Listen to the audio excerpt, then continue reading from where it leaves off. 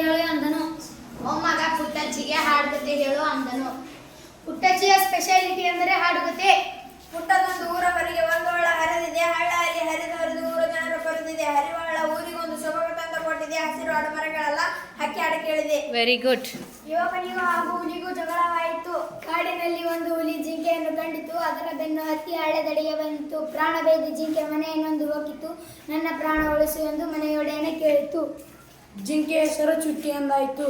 ಜಿಂಕೆಯ ಕುತ್ತಿಗೆಯಲ್ಲಿ ಗೆಜ್ಜೆ ಇತ್ತು. ಹ್ಮ್ ಲೋಕ ಪ್ರಾಣಿಗಳು ಸುದ್ದಿಗೆ ಹೋಗುತ್ತಿದ್ದಿಲ್ಲ. ಸೊಪ್ಪು ಸದೆ ಸೇರಿದ ಎಲ್ಲವನ್ನು ತಂದಿದ್ದು ಅರೆದು ಬಿಟ್ಟು ಮತ್ತು ಮಾಡಿ ಗಾಯಗಳಿಗೆ ಹಚ್ಚಿತು. ಗಾಯ ಮಾಗಿಯವನು ಮತ್ತು ಎದ್ದು ನಡೆಯತೊಡಗಿದನು. ಇದನ್ನು ಕಂಡು ಜಿಂಕೆಗಾಯಿತು ಅಪರಿಮಿತ ಆನಂದ.